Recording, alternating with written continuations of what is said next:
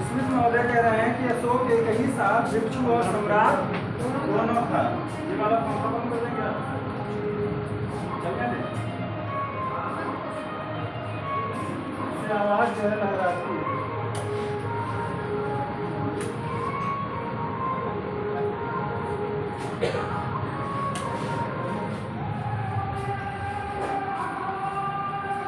अशोक जो है एक ही साथ भिक्षु और सम्राट दोनों था। ये कौन कह रहा है? इसमें आपसे हमने कहा गुहा लेख की चर्चा चल रही थी। गुहा लेख 2-4 हमने बताया भी था। तो अशोक और दशरथ ने आजीविकों को कुल 7 गुफाएं दान में दी थी। अशोक और दशरथ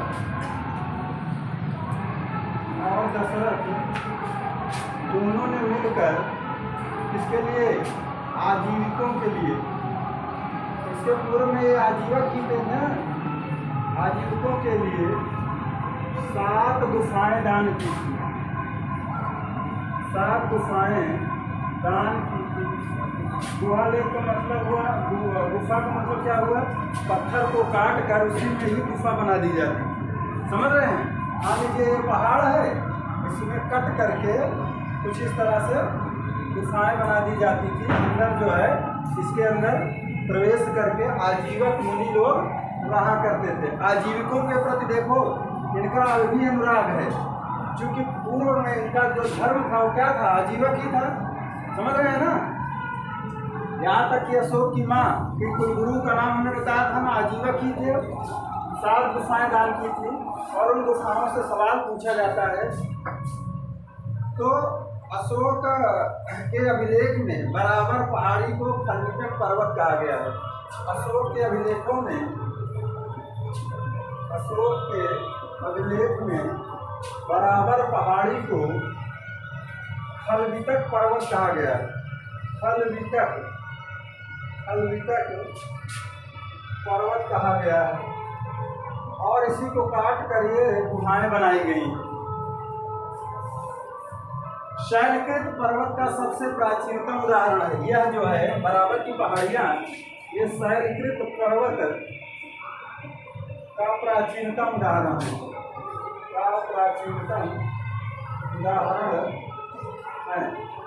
शैलकृत पर्वत का प्राचीनतम उदाहरण है। और इसमें देखिए बराबर की गुफाएं, यहाँ 4 गुफाओं का निर्माण किया गया है। दोनों ने मिलकर कुल 7 गुफाएं दान की थी। 4 गुफाएं जो इम्पॉर्टेंट है वो देखिए। पहला सुदामा गुफा, सवाल पूछा जाता है। सुदामा गुफा ये कहाँ पर थी? इसको बनवाया किसने था? अशोक ने अपने राज्याभिषेक के 12वें वर्ष। यह सबसे प्राचीन है और इसे न्यागोद गुफा भी कहते हैं। सुदामा गुफा पहली देखिए, नाम बढ़िया से लिखिए, सुदामा गुफा। हाँ, सुदामा गुफा। इसको अशोक ने अपने राज्यारोहण के 12वें वर्ष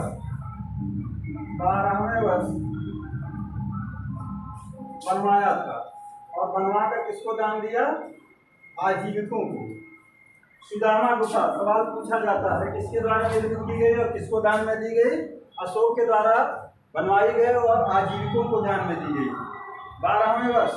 और यह सबसे प्राचीन है। इसे न्याग्रोध गुहा भी कहा जाता है। न्याग्रोध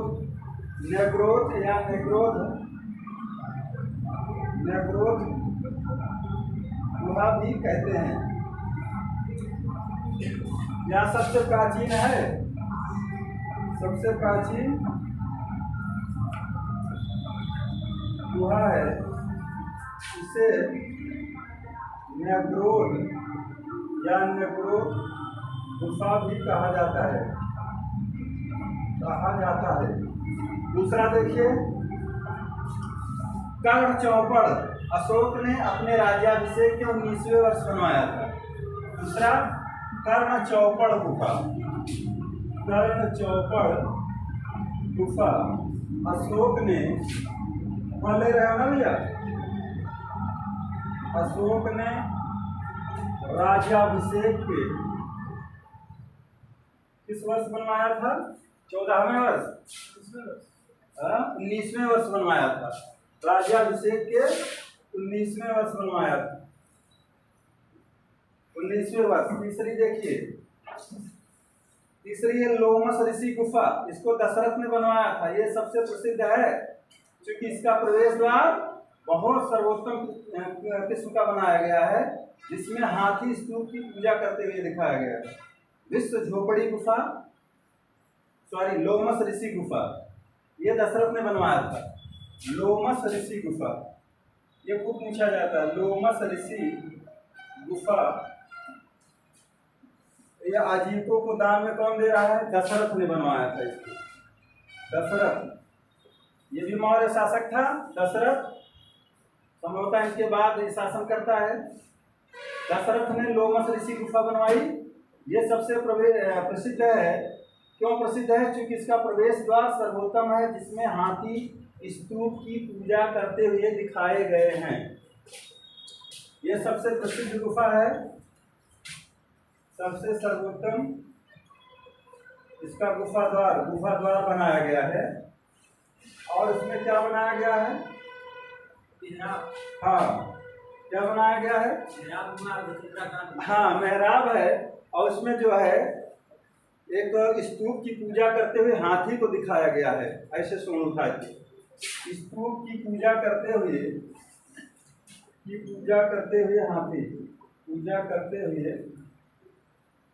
हाथी का चित्रांकन किया गया है। हाथी दिखाया गया है। अपनी भाषा में लिखेंगे लोमस ऋषि गुफा। हाँ, प्रवेश द्वार सर्वोत्तम है, जिसमें हाथी स्तूप की पूजा करते हुए दिखाया गया है। स्तूप की पूजा करते हुए हाथी दिखाया गया है। चौथी लिख लीजिए, सुदामा कर्ण चौपड़ लोमस ऋषि गुफा हो गई। एक है विश्व झोपड़ी। ये अशोक ने ये भी अपने राज्याभिषेक के 12वें वर्ष बनवाया था। विश्व झोपड़ी गुफा, विश्व झोपड़ी गुफा अशोक ने राज्यारोहण के 12वें वर्ष बनवाया था। राज्यारोहण के 12वें वर्ष बनवाया था। अशोक ने विश्व झोपड़ी गुफा अपने राज्यारोहण के 12वें वर्ष में निर्मित कराया था। तो ये 4 गुफाएं बहुत पूछी जाती हैं, पूछा जाता है उसमें एग्जाम में। सुदामा गुफा अशोक ने अपने राज्यारोहण के 12वें वर्ष, विश्व झोपड़ी गुफा भी 12वें वर्ष, कर्ण चौपड़ गुफा ये 19वें वर्ष बनवाया है राज्यारोहण के। लोमस ऋषि गुफा मोस्ट इम्पॉर्टेंट, क्योंकि इसको दशरथ ने बनवाया था। और इसमें खूबसूरती यह है कि एक स्तूप की पूजा करते हुए हाथी को दिखाया गया है उसके तोरण द्वार पर।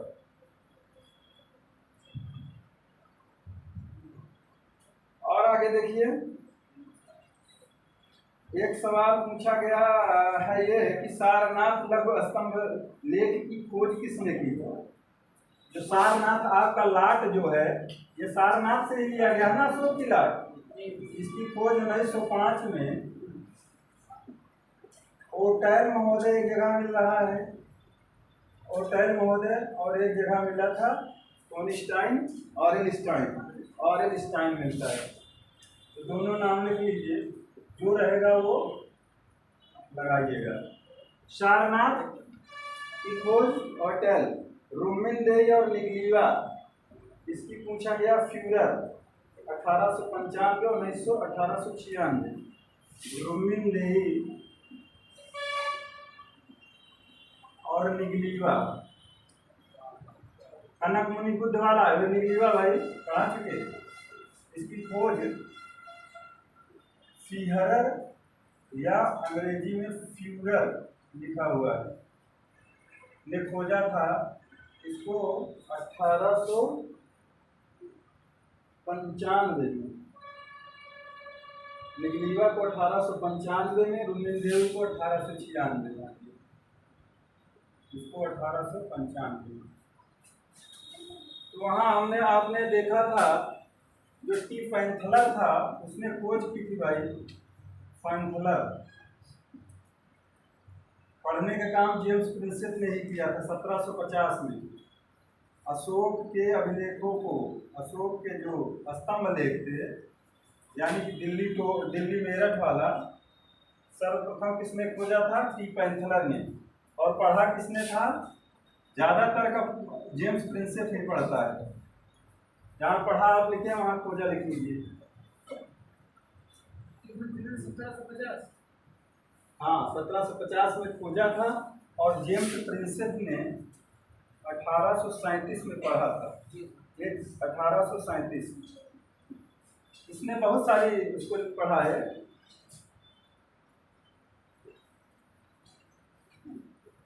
ये हो गया, गुहाएं हो गई आपकी। और क्या बच रहा है? 1750 में अशोक के दिल्ली मेरठ अभिलेख को सबसे पहले टी पैंथलर ने खोजा था। ये लिख लिया 1750 में। जहां आपने पढ़ा लिखा वहां खोजा लिख लीजिए। एक सवाल पूछा जाता है कि सर्वप्रथम फिरोज तुगलक जब दिल्ली ले गया, दिल्ली मेरठ और दिल्ली टोपरा अभिलेख को उसने पढ़वाने का काम किया। सबसे पहले दिल्ली के ब्राह्मणों को उसने बुलवाया और कहा कि इसको पढ़िए आप लोग, इसमें लिखा क्या है, कुछ खास चीज़ लिखी है, या हो सकता है किसी खजाने के बारे में लिखा गया है, जो भी लिखा हो उसको पढ़कर सुनाओ। लेकिन वो ब्राह्मण लोग नहीं पढ़ पाए उसको। तो ये वर्णन शम्स सिराज अफीफ दे रहा है तारीख फिरोज शाही में। इसका वर्णन किया है शम्स सिराज अफीफ के अनुसार, सर्वप्रथम फिरोज तुगलक ने दिल्ली के ब्राह्मणों से अशोक के अभिलेखों को पढ़वाने का प्रयास किया था। ऐसा वर्णन शम्स सिराज अफीफ लिखते हैं। शम्स सिराज अफीफ अपने लेख में लिखते हैं, छोड़ दीजिए, ऐसे जान लीजिए। शम्स सिराज अफीफ के अनुसार सर्वप्रथम फिरोज तुगलक ने दिल्ली के ब्राह्मणों से अशोक के अभिलेखों को पढ़वाने का सफल प्रयास किया, लेकिन अशोक के अभिलेखों को सर्वप्रथम किसने पढ़ा? 1837 में कलकत्ता टकसाल का अधिकारी एवं एशियाटिक सोसाइटी का सचिव जेम्स प्रिंसेप। ये कई बार पढ़ा है ना, भूलना मत भाई। जेम्स प्रिंसेप ने पढ़ा 1837 में। एपिग्राफिस्ट था ना ये, और ये टकसाल सिक्कों का जो जहाँ ढलाई होती थी उसका अधिकारी भी था। और साथ में इसने बंगाल, कलकत्ता में एशियाटिक सोसाइटी ऑफ बंगाल की स्थापना भी की। विद्वान आदमी था जेम्स प्रिंसेप। तो जेम्स प्रिंसेप ने सबसे पहले किसको पढ़ा था? दिल्ली टोपरा को, अर्थात ब्राह्मी लिपि का प्रथम बार उद्वाचन किसने किया? जेम्स प्रिंसेप ने। अगर पूछा जाएगा कि ब्राह्मी लिपि को सर्वप्रथम किसने पढ़ा था? जेम्स प्रिंसेप ने सर्वप्रथम पढ़ने का कार्य किया। जेम्स प्रिंसेप ब्राह्मी लिपि को पढ़ने का। लेकिन देखिए यहाँ पर ब्राह्मी लिपि का प्रथम बार उद्वाचन तो उसने किया, लेकिन उसने यहाँ एक गलती कर दी। जेम्स प्रिंसेप ने देवानामपीय की पहचान सिंघल के राजा तिस्स से कर डाली। जो देवानामपीय मिलता है हर जगह, देवानामपीय, यह उपाधि किसकी है? अशोक की है। लेकिन प्रिंसेप कह रहे हैं कि यह देवानामपीय श्रीलंका यानी ताम्रपाणी का कोई राजा था, तिस्स। उससे इसका मतलब अर्थ निकालते हैं कि यह तिस्स रहा होगा, यानी कि श्रीलंका का राजा तिस्स रहा होगा, जिसका नाम देवानामपीय मिलता है। आपसे पूछा जाएगा सवाल कि यह जो उपाधियां हैं या लिया है, ये कहाँ से प्रेरित था? वो अशोक कहाँ की ऐसी शैली थी जो वहाँ के सम्राट इस तरह की उपाधियां धारण करते थे? ईरानी शैली।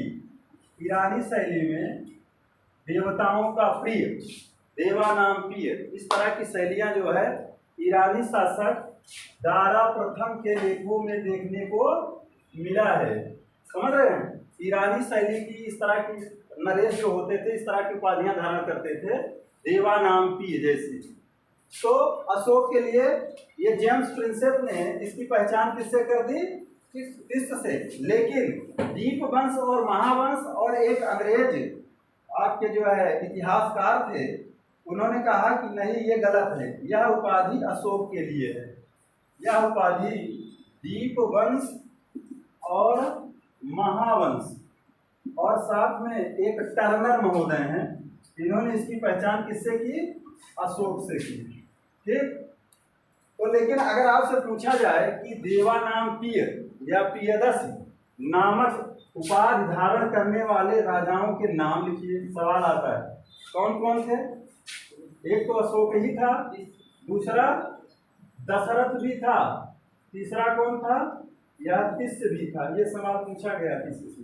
अशोक, दशरथ और तिस्य पियदस या देवानामपीय की उपाधियां धारण करते थे। आपसे सवाल पूछा जाता है कि किन किन अभिलेखों में अशोक के नाम मिलते हैं, बताइए जल्दी से।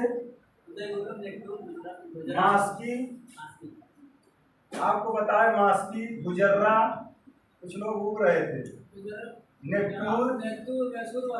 नेक्टूर या नेक्टूर और उड़े गोलम। वेरी गुड, पकड़ बनाते चलिए भाई। इतनी जगहों पर अशोक के नाम मिलते हैं। ठीक, ऐसे वन लाइनर नहीं आएगा ISPC में। इस तरह से सवाल दे दिए जाएंगे, 4 6 7 तो नाम दे दिए जाएंगे। एक सही है, दो सही है, एक दो दोनों सही है, इनमें से कोई नहीं सही है। ठीक है भाई, इसलिए हमने जोड़ने का प्रयास किया। आगे चलिए। MP वाला, हाँ, दतिया गुजर्रा पढ़ाए तो भाई लिखा भी दिए। ये मास्की, कर्नाटक, ये सब हैं जहाँ से इनके नाम मिलते हैं। आगे देखिए, जल्दी जल्दी खत्म करके भाई। तो दीपवंश महावंश में यह उपाधि अशोक के लिए है, या ऐसा टर्नर महोदय भी कहते हैं। आपसे सवाल किया जा सकता है कि धौली और गिरनार लेख को पढ़ने का कार्य सर्वप्रथम किसने किया था? धौली कहाँ पड़ता है? उड़ीसा। वहीं से प्रथम पृथक कलिंग प्रज्ञापन, कलिंग लेख मिलता है, जहाँ अशोक क्या कहता है? प्रजा मेरी संतान की तरह है। पृथक कलिंग प्रज्ञापन लेख। तो इसी तरह से देखिए, धौली और गिरनार लेख पढ़ने का कार्य भी जेम्स प्रेंसल करते हैं। धौली और गिरनार, गिरनार तो जान ही रहे हैं, कई दिन से पढ़ा रहे हैं। धौली कहाँ है? उड़ीसा में। गिरनार कहाँ है? गुजरात में। इन दोनों लेखों को कौन पढ़ता है? वही जेम्स प्रिंसेप भी पढ़ता है। क्योंकि आप पकड़ लिया, जितने में ब्राह्मी में लिखे गए थे सबको पढ़ना शुरू कर दिया। लेकिन आपसे पूछा जाएगा कि ब्राह्मी पढ़ लिया भाई, खरोष्ठी किसने पढ़ा था? बताइए, इसी किताब में मिला है। खरोष्ठी का उद्वाचन किसने किया था? तो आप देखिए, एक नौरिस विद्वान थे 1840 में। नौरिस ने प्रथम बार शहबाजगढ़ी खरोष्ठी को पढ़ा था। नौरिस 1840 में, साइंटिस्ट में ये पढ़ते हैं। एक नौरिस अंग्रेज विद्वान यह भी था। 1840 में ये शहबाजगढ़ी का खरोष्ठी लेख को पढ़ा था प्रथम बार नौरिस ने। शहबाजगढ़ी ये कहाँ पड़ता है? हाँ, इसको ये किसमें है? खरोष्ठी में है ना। सर्वप्रथम इसी में पढ़ा था, सर्वप्रथम पढ़ा भाई। अपनी भाषा में लीजिए, जल्दी जल्दी निपटाओ। तो धौली एवं जौहर के लेखों को पृथक देखो। और इसी में देखिए, 1840 में भाबरू शिलालेख को किट्टू महोदय ने पढ़े। किट्टू, पंडित कमलाकांत की सहायता से किट्टू महोदय ने पढ़ा 1840 में। भाबरू अभिलेख को, इसी में कहता है ना, अपने आप को धर्मोपदास है। त्रिरत्न की चर्चा कहाँ की गई? बुद्धम शरणम गच्छामि, संघम शरणम गच्छामि, धम्मम शरणम गच्छामि। भाबरू बैराट अभिलेख किसी को कहा जाता है। कहाँ से मिला है? राजस्थान से। कहाँ से मिला है? राजस्थान। बोलते रहिए, भाबरू अभिलेख या बैराट अभिलेख ये राजस्थान का है। इसको एक विद्वान थे किट्टो महोदय, 1840 में पढ़ते हैं। किट्टो महोदय, किट्टो किसकी सहायता से? पंडित कमलाकांत की सहायता से इसको पढ़ने का सफल प्रयास किया। भाबरू अभिलेख को 1840 में किट्टो ने भाबरू शिलालेख को पंडित कमलाकांत की सहायता से पढ़ा था। जाने दीजिए, आगे देखिए, धौली एवं जौगढ़ के लेखों को पृथक कलिंग प्रज्ञापन कहते हैं। इस अभिलेख में कलिंग राज्य के प्रांत कलिंग राज्य के प्रति अशोक की शासन नीति के बारे में बताया गया है। इसी में उसने कहा कि आप लोग हमसे डरिए नहीं, हमने जो रक्तपात किया वो भूल जाइए, अब हम आपके शासक हैं, आप हमारी संतान की तरह हैं। धौली और जौगढ़ के लेखों को पृथक कलिंग प्रज्ञापन कहते हैं। धौली और जौगढ़, धौली जौगढ़ लेख को क्या कहा जाता है? पृथक कलिंग प्रज्ञापन। इसी में कहता है क्या, समस्त प्रजा हमारी संतान की तरह है। और कलिंग राज के प्रति अशोक की शासन नीति के बारे में बताया गया इसमें, धौली और जौगढ़ में। कलिंग के प्रति अशोक की शासन नीति का वर्णन किया गया है। अशोक की शासन नीति का वर्णन पृथक कलिंग प्रज्ञापन कहा जाता है इसको, पृथक कलिंग प्रज्ञापन। आपसे सवाल पूछा जाएगा तो ये धौली और जौगढ़ के लेखों को पृथक कलिंग प्रज्ञापन कहा जाता है। कालसी भी जुड़ा है, कालसी देहरादून वाला जिस पर हाथी बना है। तो ये देखिए दोनों कहाँ पर हैं भाई? धौली और जौगढ़ कहाँ पर हैं दोनों? बोलते चलिए भाई। उड़ीसा में है। उड़ीसा में ही कलिंग था। राजधानी तोसली 261 पर कब्जा किया अपने राज्याभिषेक के 8वें वर्ष। याद हो रहा है कि नहीं? याद करो नहीं तो घबरा जाएगा सर, यही सब पूछा जाता है।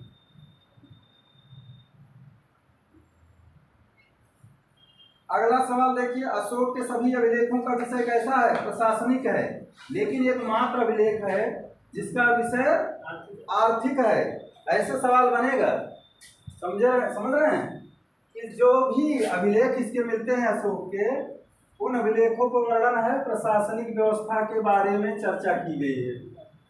महामात्रों को कल्याणकारी, सर्वधर्म संभाव की तमाम बातें कही गई है अभिलेखों में।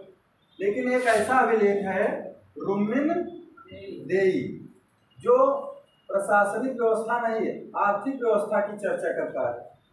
वहां पर जाता है अपने राज्याभिषेक के किस वर्ष जाता है? 20वें वर्ष। रुम्मिन देई क्यों प्रसिद्ध है? सबसे छोटा अभिलेख है, यहीं पर जन्म हुआ था गौतम बुद्ध का। तो वहां की यात्रा करता है, धम्म यात्रा कहा जाता है कि अशोक ने 256 रातें धम्म यात्रा में बिताई थी। ठीक, 256 रातें धम्म यात्रा में बिताई थी। तो रुम्मिन देई में जो है यहाँ टैक्स की बात की गई है, कर की बात की है, आर्थिक नीति की चर्चा की गई है। यहाँ आर्थिक नीति की चर्चा की गई है। इस तरह से सवाल बनेंगे, समझ रहे हैं? पढ़ तो आप लिए हो। रुम्मिन देई में कहता है कि ना, अब यहाँ उपज का मात्र 8वां हिस्सा ही लिया जाएगा और जितने भी कर है उसको माफ कर देता है वो। जैसे नहीं कोई राजा, कोई नेता आता है, आप उसकी आवभगत करते हो तो तमाम घोषणाएं करके जाता है। आज CSM कॉलेज में हम इतने सोलर लाइट दे रहे हैं, कक्ष दे रहे हैं दुनिया भर की। उसी तरह से ये 20वें वर्ष रुम्मिन देई की यात्रा करता है और वहां से जो है टैक्स जो है हटा देता है, मात्र भूकर के रूप में उपज का 8वां हिस्सा लेता है। यानी आर्थिक नीति की चर्चा की गई है रुम्मिन देई अभिलेख में, जो सबसे छोटा अभिलेख माना जाता है। आगे तो अर्थव्यवस्था या गृह नीति की जानकारी मिलती है। आर्थिक नीति, गृह नीति, अर्थव्यवस्था की जानकारी यहाँ से देखने को मिलती है। इस तरह से सवाल बनाए जाएंगे आपसे। अशोक ने नेपाल की तराई में स्थित निगलीवा में कनक मुनि बुद्ध की स्तूप को द्विगुणित कराया था, ऐसा हमने बताया। ये अपने राज्याभिषेक के 12वें या 14वें वर्ष यहाँ की यात्रा की थी, ये हमने बता दिया आपको। अनुसूचियों में अशोक को कितने स्तूपों का निर्माता कहा गया है? 84,000 स्तूपों का निर्माता कहा गया है। इस अनुसूचियों में अशोक को 84,000 स्तूपों का निर्माता कहा गया है। त्रिरत्न की चर्चा हमने बता दिया। आपसे एक सवाल और हमने बार बार बताया कि कौन से ऐसे लघु स्तंभ लेख हैं जहां संघ भेद को रोकने की चर्चा की गई है। सांची और सारनाथ। हाँ, कौशाम्बी और पाटलिपुत्र में संघ भेद मतलब वहां पर उठ रहा था विवाद, तब वहां वो जो है चर्चा करता है। काशी सांची और सारनाथ के अपने लेख में कहता है कि जो संघ भेद में फूट डालने वाले कार्य कर रहे हैं संघ में, उनको हटा दिया जाए।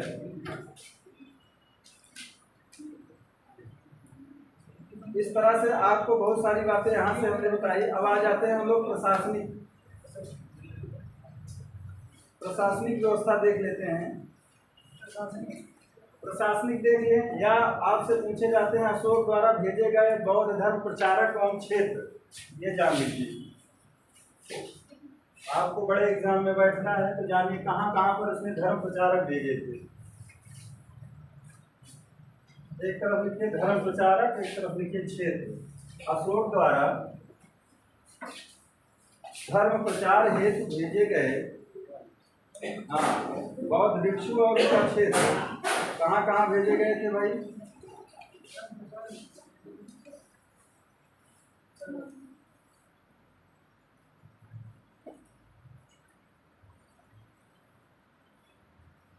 तो देखिए, मज्झंतिक एक नाम मिलता है। मज्झंतिक बौद्ध भिक्षु थे, वो भेजे गए थे कश्मीर और गंधार के क्षेत्र में। नहीं समझ पा रहे हो गया? देखिए, अशोक द्वारा भेजे गए बौद्ध धर्म प्रचारक और उनका क्षेत्र, ऊपर डाल लीजिए, इसमें डाल दीजिए। अशोक द्वारा भेजे गए धर्म प्रचारक और कहाँ पर भेजे गए एवं उनका क्षेत्र, किस क्षेत्र में भेजे गए थे? पहला देखिए, मज्झंतिक नाम मिलता है। मज्झंतिक ये बौद्ध संत थे, लामा थे, इनको भेजा गया कहाँ? कश्मीर क्षेत्र में। कश्मीर और गांधार क्षेत्र में। गांधार इसमें कहाँ पड़ेगा? हाँ, संभवतः तहसील यानी पाकिस्तान का क्षेत्र होगा। गांधारी वहीं की तो थी, मामा शकुनी, याद करो। हाँ, तो एक गांधार क्षेत्र में भेजे गए मज्झंतिक महोदय। दूसरा देखिए, दूसरे थे मज्झिम, ये हिमालय क्षेत्र में भेजे गए। मज्झिम पीछे दिख रहा है भैया? बताते छोटा लिखते हैं आप।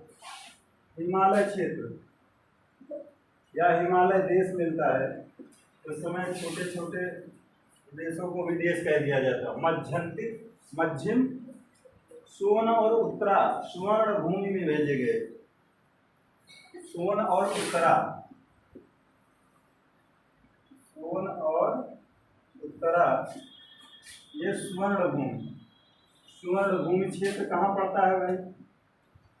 ये आपका संभवतः क्या रहा होगा? दक्षिण पूर्व एशियाई देशों में भेजे गए।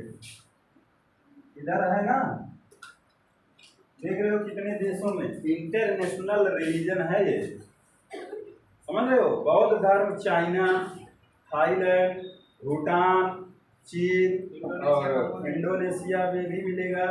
उधर आप सबसे ज़्यादा तो चले जाइए नेपाल, जापान में, हाँ कंबोडिया में, लाओस, वियतनाम, ये सब जगह दक्षिण पूर्व एशियाई देश में। भारत में उतने बौद्धिस्ट नहीं है, बौद्ध धर्म के मानने वाले। तिब्बत तो पूरा रंगा है। तिब्बत के बहुत सारे देखिए यहाँ से प्रशासनिक व्यवस्थाएं चल रही हैं आपके हिमाचल प्रदेश धर्मशाला से, जो आपके यहाँ बेचने आते हैं जैकेट। कहाँ पे? ये चर्च है ना ये बगल में, यहाँ पर जैकेट की दुकान लगाते हैं ठंडी में, वही सब है तिब्बती। धर्मशाला में आके बसे हैं, पुराने चर्च में भी लगाते हैं, वही चर्चा कर रहे हैं। हाँ, तो वो सब बौद्धिस्ट हैं। सोन और उत्तरा स्वर्ण भूमि दक्षिण पूर्व एशियाई देशों में भेजे गए थे। रक्षित उत्तरी कनाडा यानी वनवासी क्षेत्र। रक्षित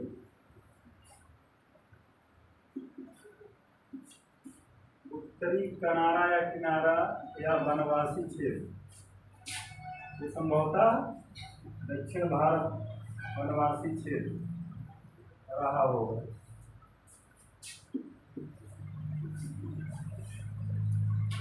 धर्मरक्षित पश्चिमी भारत, या इसको अपरांतक भी कहते हैं, पश्चिमी भारत भेजे गए थे धर्म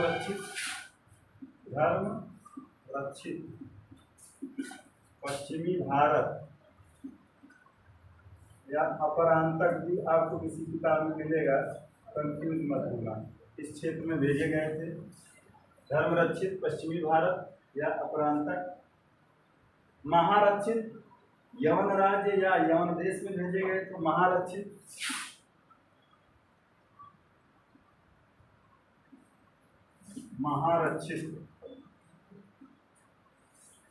यवन राज्य या यवन देश।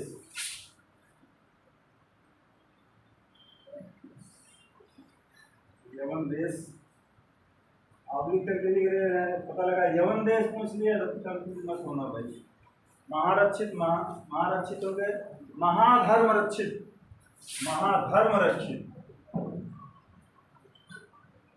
ये महाराष्ट्र गए मुंबई शूटिंग करने। महाराष्ट्र शूटिंग का मतलब प्रचार करने। महाधर्म रक्षित महाराष्ट्र हो गए। महादेव ये मैसूर गए थे, महिष मंडल मिलता है। महादेव मैसूर गए। महादेव मैसूर की यात्रा की थी, इसका नाम महिष मंडल भी मिलता है। महिष मंडल। और एक दो लोग थे महादेव, महेंद्र और संघमित्रा तो जान ही रहे। महेंद्र और संघमित्रा कहाँ गए थे? ताम्रपर्णी। बोलो कहाँ गए? तत्कालीन नाम ताम्रपर्णी ही था भाई इसका, फिर बाद में सीलोन श्रीलंका ये हो गया। अब देखिए अर्थशास्त्र आपके जीवन को बहुत प्रेरित है। अर्थशास्त्र की रचना किसने की थी? हाँ, चाणक्य, विष्णुगुप्त, कौटिल्य। अब आपसे पूछा जाए अर्थशास्त्र जो है किस भाषा में लिखा गया है?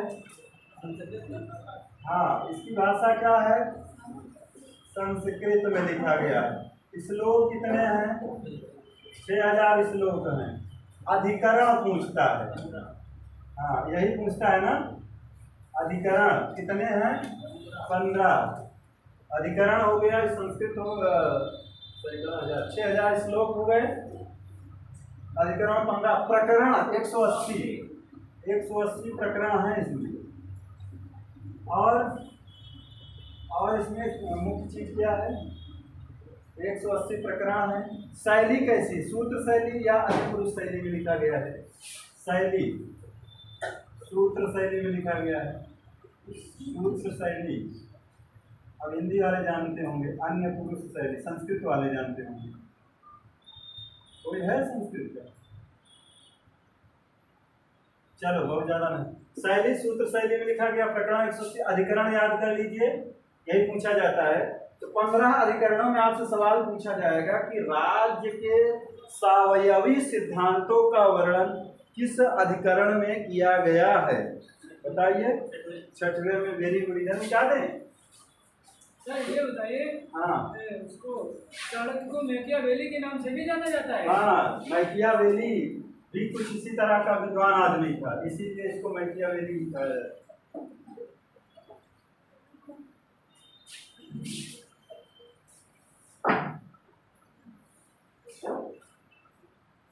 भारत का शेक्सपियर किसे कहा जाता है? नेपोलियन किसे कहा जाता है? तो इस तरह से तमाम भी मिलेंगे, आपको बताते चलेंगे। और विवेकानंद को भी कुछ कहा जाता है। क्या कहा जाता है? भारत का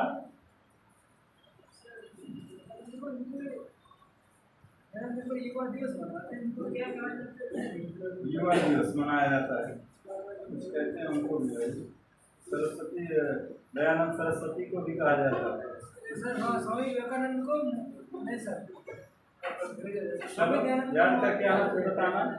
तो देखिए, छठवें अधिकरण में राज्य के सप्तांग या सावयवी सिद्धांतों का वर्णन किया गया है। छठवें अधिकरण में आपसे पूछा जाएगा राज्य के सप्तांग सिद्धांत किसने दिया? तो कौटिल्य ने किसमें दिया है? अर्थशास्त्र में दिया है। अर्थशास्त्र पुस्तक किस चीज की है? प्रशासनिक व्यवस्था, राज्य व्यवस्था की पुस्तक है। समझ रहे हैं? नाम है लेकिन अर्थशास्त्र। अर्थशास्त्र की बहुत कम चर्चा की गई है। तो छठवें अधिकरण में राज्य के सप्तांग सिद्धांत की चर्चा करता है, या सावयवी सिद्धांत भी इसी की कहते हैं। सावयवी लिखा रहे तो कंफ्यूज मत होना। छठवें अधिकरण में, ये 15 अधिकरणों में छठवां अधिकरण है इसका। राज्य के सप्तांग सिद्धांत का वर्णन करता है किसमें? अर्थशास्त्र में। तो इसमें जो है क्या क्या दिया गया है सप्तांग सिद्धांत में भाई? सावयवी सिद्धांत में 7 लोगों का जो सप्तांग सिद्धांत में जिन 7 लोगों की चर्चा की गई है, पहले नंबर पर कौन है? राजा है, यानी स्वामी। पहले नंबर पर कौन है? स्वामी। दूसरे नंबर पे क्रम भी पूछता है। दूसरे पर क्या है? क्या है? वेरी गुड, अमात्य है।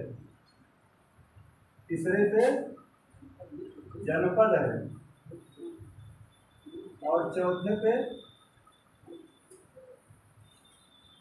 दुर्ग।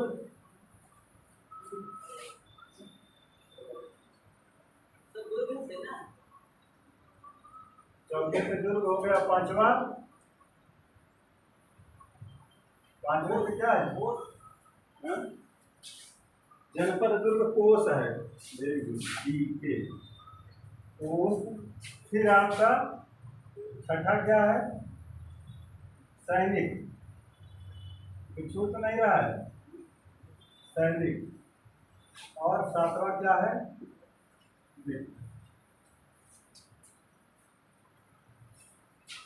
सैनिक को और किस नाम से जानते हैं? दंड। स्वामी, अमात्य, जनपद, दुर्ग, कोष, सेना। सेना वहां लिख लीजिएगा, सैनिक की जगह। इसको दंड के नाम से भी जाना जाता है। सेना, सैनिक, सेना। सैनिक वहां मिलेगा, मेरे खनिज के साथ से यहाँ सेना लिख लीजिए, या इसी को दंड भी कहते हैं। कहीं कहीं दंड मिलेगा। तो स्वामी, अमात्य, जनपद, दुर्ग, कोष, सेना या दंड और मित्र की चर्चा की गई। ये राज्य के सप्तांग या सावयवी सिद्धांत पूछा जाता है, कौटिल्य के अर्थशास्त्र में वर्णित है। आगे देखिए, ये पूछा जाता है कि स्वर्ण गुण नीति की चर्चा कहाँ की गई है? इसी के 7वें अधिकरण में राज्य के या राजा के स्वर्ण गुण नीति की चर्चा की गई। इस पर नहीं जाएंगे बहुत, बस इतना जान लीजिए कि स्वर्ण गुण नीति की चर्चा की गई। स्वर्ण गुण नीति का मतलब ये कह रहे हैं कि ऐसे एक बना दिया गया खाका कि राजा को अपने पड़ोसियों के साथ कैसा व्यवहार करना चाहिए। समझ रहे हैं? कैसे संबंध बनाना चाहिए। आपके पड़ोस में क्या होना चाहिए? मित्र होना चाहिए कि शत्रु? मित्र होना चाहिए। इसीलिए हम अपने पड़ोसी राष्ट्रों के साथ हमेशा मित्रोत व्यवहार रखना चाहते हैं।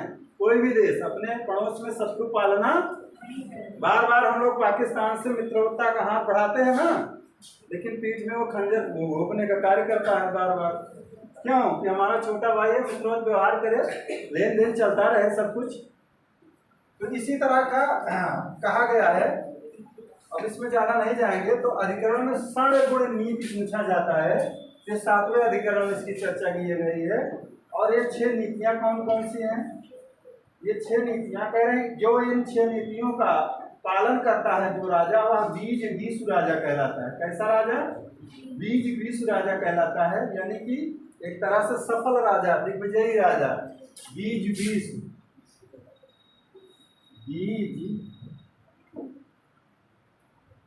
विश्व राजा कहलाता है। और ये 6 ये जो 6 वो है अधिकरण है साढ़े गुण नीति में, जो 7वें अधिकरण में चर्चा की गई, इसमें है संघ विग्रह यान आसन। संघ की चर्चा की गई है। दूसरा विग्रह यान, संधि विग्रह आसन, संधि विग्रह यान आसन संश्रय द्वैधी भाव, आसन संश्रय द्वैधी भाव, संश्रय और द्वैधी भाव, द्वैधी भाव। इन नीतियों का जो पालन करता है, इन नीतियों पर जो चलता है, वह कैसा राजा कहलाता है? बीज राजा।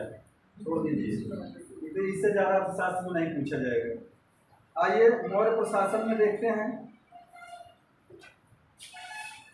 सर इसमें से कुछ संतान उत्पत्ति के बारे में भी था। हाँ, इसी में कुछ राजा से संतान उत्पत्ति के विषय में कुछ था, एक प्रश्न है।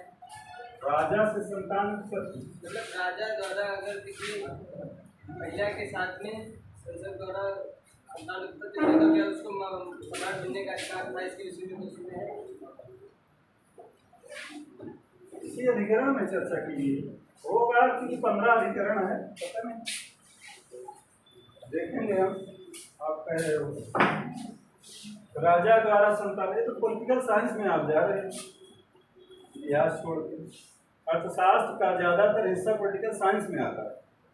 जो पूछा जाता है सप्तांग सिद्धांत, एक मैंने एक्स्ट्रा भी बढ़ा दिया, उसका अधिकरण जो है साढ़े गुण नीति वाला। हाँ, तो आगे देखिए, मौर्य प्रशासन पूरा क्लियर करो समाज को, फिर देखिए बताना हमको। ऐसा कोई सवाल ही नहीं है जो निकल जाएगा।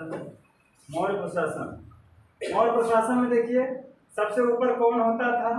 साम्राज्य होता था। हाँ, साम्राज्य होता था। उसके नीचे ये केंद्र, एक तरह से केंद्रीय सरकार होती थी ना, केंद्रीकृत सरकार थी ना। सारा कुछ जो है, जैसे राज्यों में गवर्नर नियुक्त किए जाते थे, लेकिन सब कुछ संचालित जो होता था केंद्र से होता था। इसके बाद प्रांत होते थे, प्रांत फिर इसमें चेंज होते थे आहार में, फिर साम्राज्य, प्रांत, आहार, इसी को विषय भी कहा जाता था। आहार या आहार, इसी को विषय भी कहा जाता है, यानी जिला टाइप में होते थे, जिला। प्रांत तो जान ही रहे हैं, साम्राज्य, प्रांत, आहार, विषय। और स्थानीय होते थे, स्थानीय 800 ग्रामों का समूह, स्थानीय, ये 800 ग्रामों का, 800 ग्रामों का समूह होता है, ग्रामों का समूह। स्थानीय के बाद इसमें जो क्रम था द्रोणमुख, द्रोणमुख, द्रोणमुख, ये 400 ग्रामों का समूह हुआ करता था। द्रोणमुख के नीचे होता था खरवटिक, फारवटिक, ये 200 ग्रामों का समूह होता था। फारवटिक 200 ग्रामों का समूह। इसके नीचे कौन होता था? फारवटिक के संग्रहण और ग्राम, संग्रहण, संग्रहण, ये 100 ग्रामों का समूह होता था। और सबसे छोटी इकाई क्या होती थी? ग्राम। इस तरह से लिख लीजिए, काम खत्म। अभी वैसे लिखा तो बड़ा लंबा हो जाता है। और जो देखिए प्रांत का जो प्रशासक था वो क्या कहा जाता, कौन होता था? युवराज होता था। इसको कुमार, आर्यपुत्र या राष्ट्रिक कहा जाता था। कुमार या आर्यपुत्र इसको कहा गया है, या राष्ट्रिक कहा जाता था।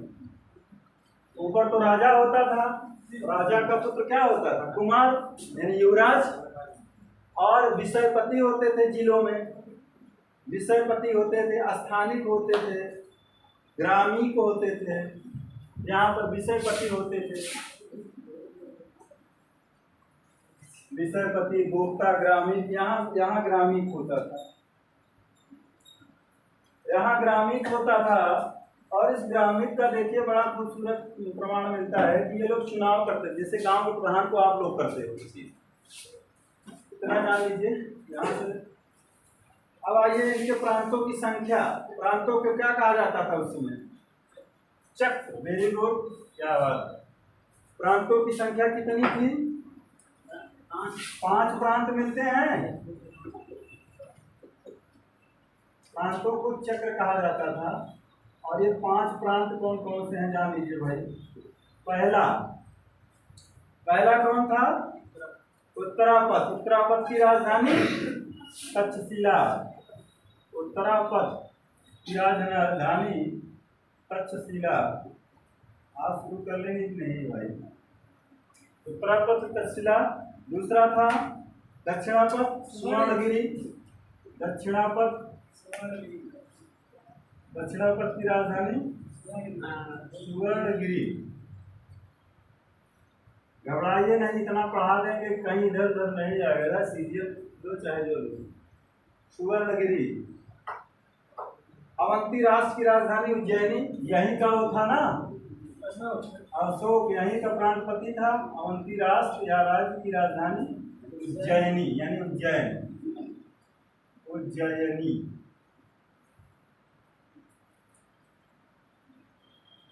चौथा कौन था? अवंती राष्ट्र हो गया। कलिंग प्राची मध्य देश पाटलिपुत्र।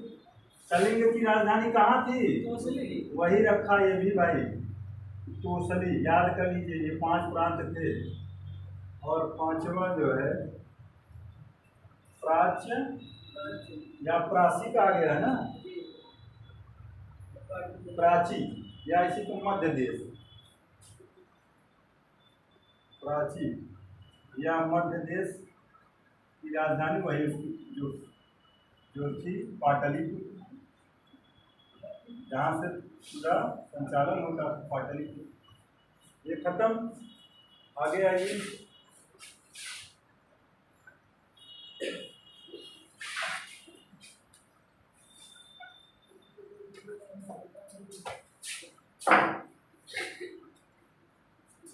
अब नगर प्रशासन देख लें हम लोग। नगर प्रशासन मेगास्थनीज के अनुसार 30 सदस्यों का एक मंडल होता था। जो 6 समितियों में 5-5 लोग विभक्त होते थे। नगर प्रशासन देख लीजिए इनका। नगर प्रशासन ये 30 सदस्यीय होता था। और इसमें जो है 30 सदस्यीय 6 समितियां थी। 6 समितियां। और प्रत्येक समिति में कितने सदस्य होते थे? 5-5। 5-6 30 हो गया ना। प्रत्येक समिति में 5-5 सदस्य होते थे। अब देखिए पहली समिति कौन सी थी भाई? पहली समिति थी, प्रथम समिति। ये उद्योग और शिल्पों का निरीक्षण करती थी। प्रथम समिति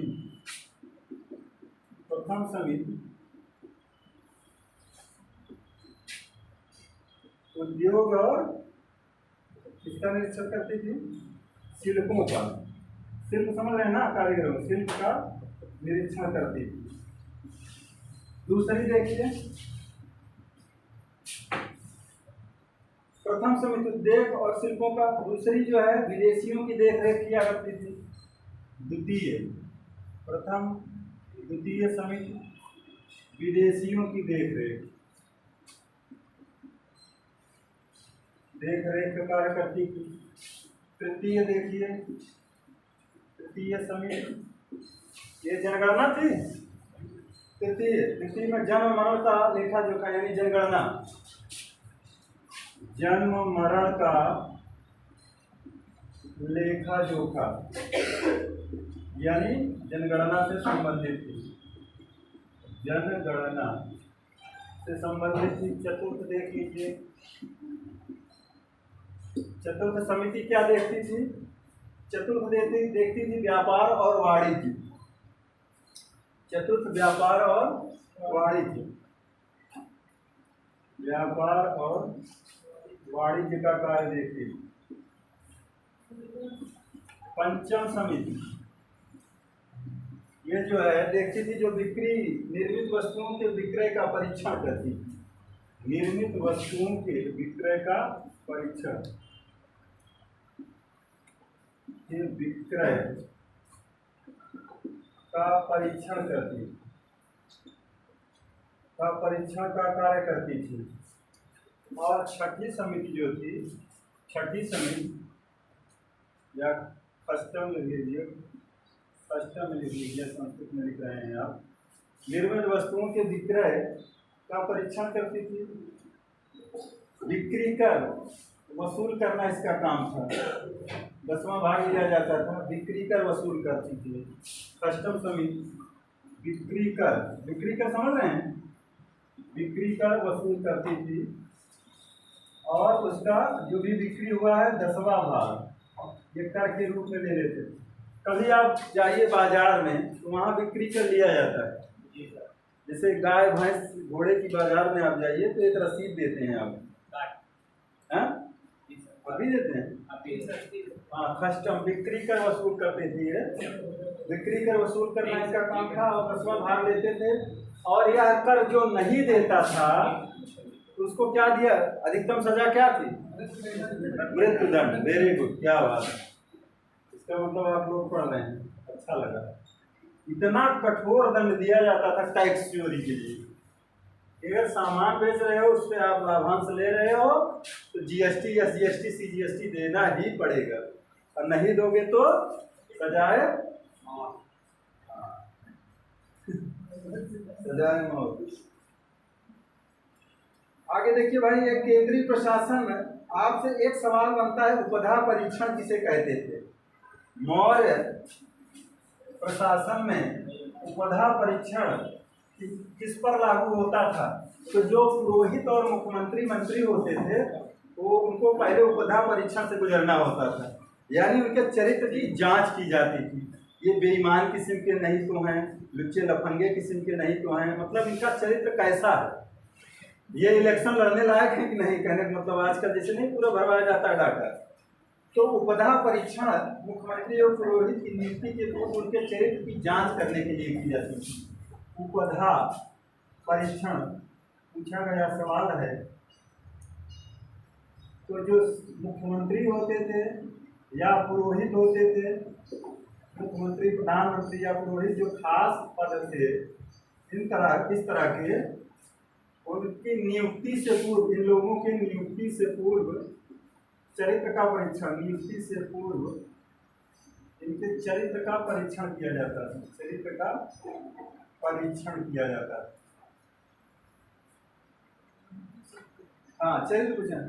केंद्रीय प्रशासन में देखिए अधिकारी जो थे उनको क्या कहा जाता था? तीर्थ कहा जाता था। केंद्रीय प्रशासन में 18 अधिकारी होते थे। ये तो लिख लिए होंगे, लिख लो। बहुत फास्ट चल रहे हैं क्या? एक तो लोग कहेंगे सर उड़ गए। ऐसे यहाँ से देख लीजिए, तो जो केंद्रीय प्रशासन के प्रमुख अधिकारी होते थे, ये पदाधिकारियों को क्या कहा जाता था? तीर्थ कहा जाता था। तो तीर्थ यानी मात्र भी कह सकते हैं, तीर्थ कहा जाता था। केंद्रीय प्रशासन के पदाधिकारियों को तीर्थ कहा जाता था। और ये कितने होते थे? बोलो जल्दी से। 18 तीर्थ होते थे। समझ रहे हैं भैया? 18 तीर्थ होते थे। और अर्थशास्त्र में शीर्षक अधिकारियों को तीर्थ या महामात्य या महामात्र कहा गया है। और ये 18 प्रकार के थे, इनकी संख्या 18 थी।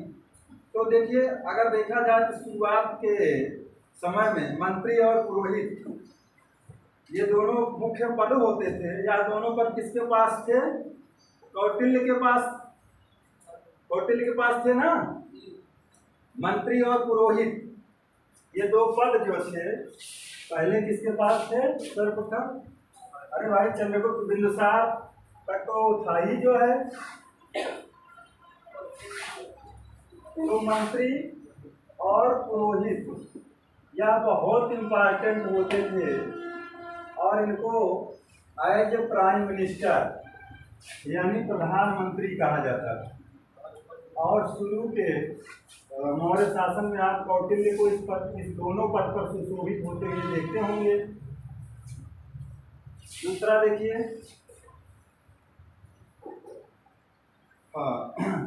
सेनापति ये सैन्य विभाग का प्रधान होता था या युद्ध विभाग का प्रधान होता था। सेनापति युद्ध या सैन्य विभाग का प्रधान। बहुत बड़ी सेना थी ना भाई, कितने लाख पैदल सैनिक थे।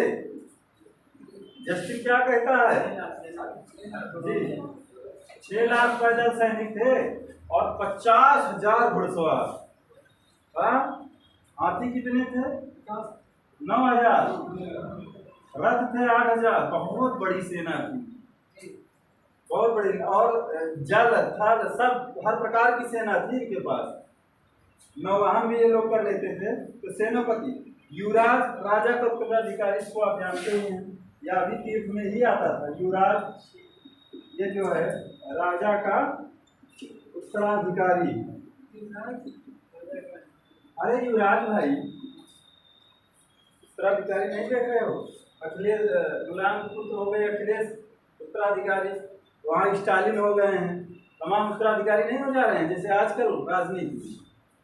तो उसी तरह से यहाँ भी उत्तराधिकारी देखने को मिलते हैं।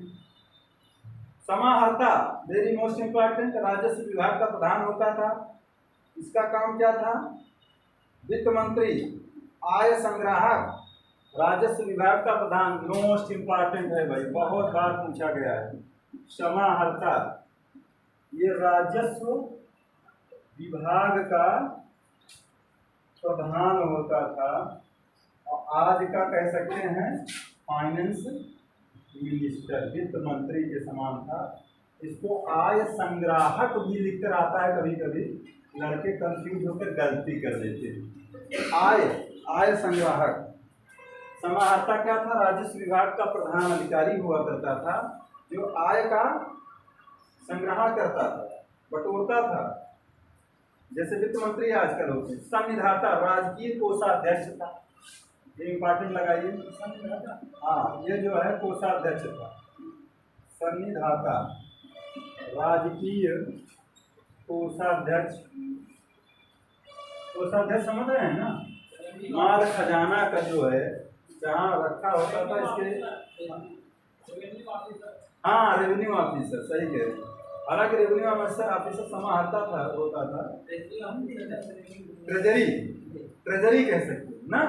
हाँ वेरी गुड, ट्रेजरी ऑफिसर। संविधाता राजकीय कोषाध्यक्ष। प्रदेष्टा फौजदारी न्यायालय का न्यायाधीश होता था, कमिश्नर के समान इसकी प्रदेष्टा। फौजदारी न्यायालय का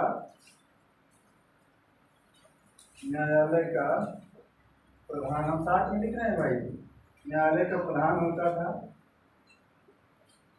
फौजदारी न्यायालय का प्रधान। अरे आज के कमिश्नर समझ लीजिए, लगभग इस टाइप में, किसी किसी किताब में कमिश्नर भी लिखा है। प्रदेष्टा हो गए।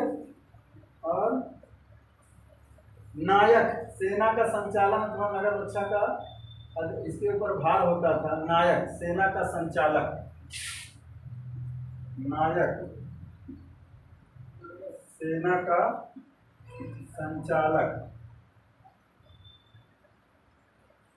और इसके ऊपर नगर रक्षा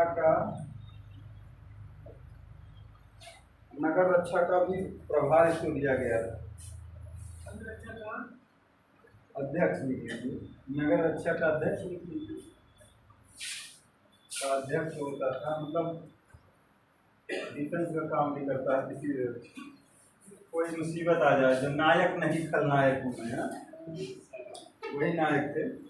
मतलब अगर कोई समस्या आई तो तुरंत नायक वहाँ पहुँच जाते थे। हाँ, धड़ाम करके सब शांति व्यवस्था। कर्मांतिक उद्योगों एवं कारखानों का अध्यक्ष होता था। कर्मांतिक कर्मांतिक भाई, कर्मांतिक पूरा है। उद्योगों और कारखानों का अध्यक्ष, कारखानों का ये अध्यक्ष होता है। कर्मांतिक उद्योगों कारखानों का अध्यक्ष, कर्मांतिक उद्योगों कारखानों का अध्यक्ष। दंडपाल पुलिस का प्रधान अधिकारी होता था। दंडपाल। और पुलिस वालों को क्या कहा जाता था? हाँ, वेरी गुड। दंडपाल पुलिस का प्रधान अधिकारी, पुलिस का प्रधान या मुख्य अधिकारी, जैसे डीजीपी साहब होते हैं आजकल के। DGP director general of police कहाँ बैठते हैं? हाँ। और आपके जिले में कौन होते हैं? Superintendent of police. महानगरों में एसएसपी होता है। स्पेशल जहाँ कई एसपी होते हैं, कई एसपी होते हैं, उसका पापा यानी एसएसपी। दंडपाल पुलिस का प्रधान अधिकारी। व्यावहारिक नगर का प्रमुख न्यायाधीश। व्यावहारिक, व्यावहारिक ये जो है नगर का प्रमुख न्यायाधीश होता था। नगर का प्रमुख न्यायाधीश।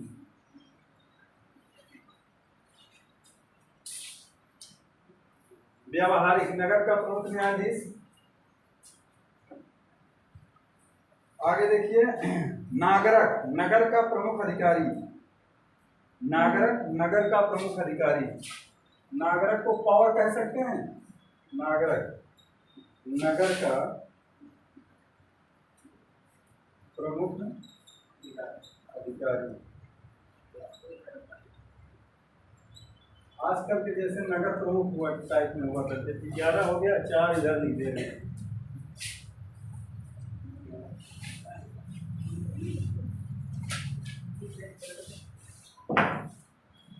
नागरक। दुर्गपाल राजकीय दुर्ग रक्षकों का अध्यक्ष होता था। दुर्गपाल,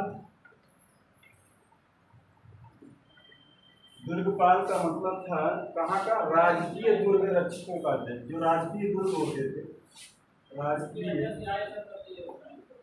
दुर्ग रक्षकों का अध्यक्ष। क्या हुआ?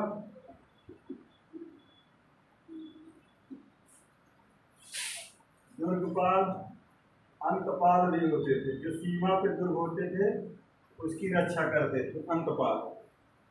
सीमावर्ती दुर्गों का रक्षक, सीमावर्ती दुर्गों का रक्षक, सीमावर्ती दुर्गों का रक्षक अंतपाल।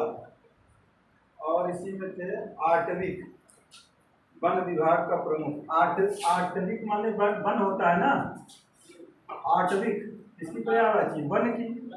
हाँ, तो वन विभाग का प्रमुख जो होता था, देखो पेड़ भी वाला आता था और ये प्रमुख होता था। वन विभाग का प्रमुख, प्रमुख 14-15। आटविक वन विभाग का प्रमुख हो गया। दौवारिक राजमहलों की देख रेख करने वाला प्रधान अधिकारी। दौवारिक, दौवारिक राजमहल की, राजमहल भी बड़े होते थे, कि देख रेख करने वाला, देख रेख करने वाला प्रधान अधिकारी। 15 हो गए। 16 देखिए, आंतरवसिक। आंतरवसिक का काम था अंतःपुर का अध्यक्ष। अंतःपुर समझ रहे हो? आंतरवसिक, अंतःपुर समझ रहे हो?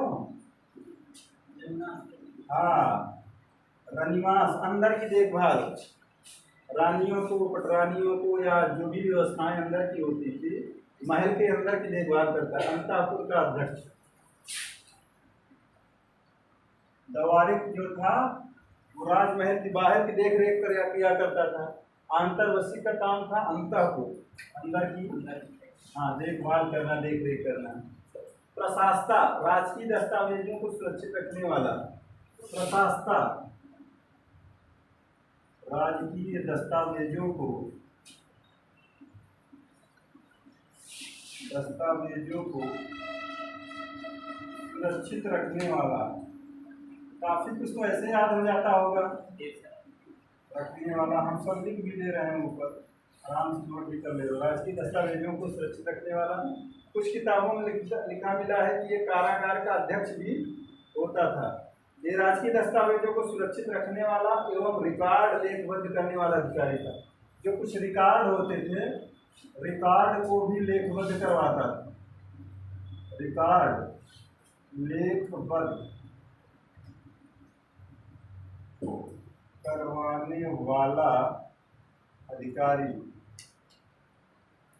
आपके लूसेंट में क्या दिया है? कारागार का प्रधान अधिकारी, कारागार का प्रधान। हालांकि प्रशासक राजकीय दस्तावेज ही होता था। लिख लीजिए, बहुत कंफ्यूजन क्रिएट करता है भाई एशियन हिस्ट्री में, तमाम किताबों में। मंत्र परिषदाध्यक्ष, परिषद का ये जो तमाम परिषद होती थी उसका अध्यक्ष होता था। मंत्र परिषदाध्यक्ष, मंत्र परिषद का अध्यक्ष होता था, यानी परिषद का अध्यक्ष लिख लीजिए, परिषद का अध्यक्ष, परिषद का अध्यक्ष। अब देखिए, इसके अलावा भी तमाम सारे अधिकारी मिलते हैं। कहाँ पर? अर्थशास्त्र में। जो खास हैं वो जानिए बस, ये पूछे जाते हैं। जैसे विविता अध्यक्ष कौन होता था? चारागाह का मुख्य अधिकारी होता था। इन सब के अलावा 26, 27 या 28 किसी किताब में दिया है, 26, 27, 28 अधिकारी अन्य होते थे। उनको द्वितीय श्रेणी का अधिकारी कहा गया है। टॉप वाले 48,000 का लगभग पाते थे ना वेतन, और द्वितीय श्रेणी के अधिकारी इन्हें अध्यक्ष कहा जाता है। अर्थशास्त्र में लगभग 26, 27 अध्यक्षों का, 26, 27, 28, किसी किताब में 26 मिलता है, किसी में 27, किसी में 28, यानी कि 26, 27, 28 अध्यक्ष रहे, जो वो उनके लिए अलग कार्य दिया गया था। द्वितीय श्रेणी के अधिकारी थे, यानी ये IAS थे, अब PCS की चर्चा करनी चल रही है। ठीक, उसमें देखिए पूछा जाता है लक्षणाध्यक्ष का कार्य क्या था? लक्षणाध्यक्ष लिख लीजिए, द्वितीय श्रेणी के अधिकारी। अब ये 18 तीर्थ हो गए भाई, 18 तक लिखा दिए ना। तीर्थों की जो चर्चा की गई है 18 ही हैं, और द्वितीय श्रेणी वाले जो है लगभग 26, 27 या 28 अध्यक्ष होते थे। ये अपने अपने विभाग के द्वितीय श्रेणी के अधिकारी। तो एक पूछा जाता है लक्षणाध्यक्ष। लक्षणाध्यक्ष का क्या कार्य था भाई? टकसाल या सिक्कों को जारी करता था ना। हाँ, सिक्कों को जारी करने का अधिकारी होता था। अध्यक्ष लिखिएगा यहाँ ज्यादातर।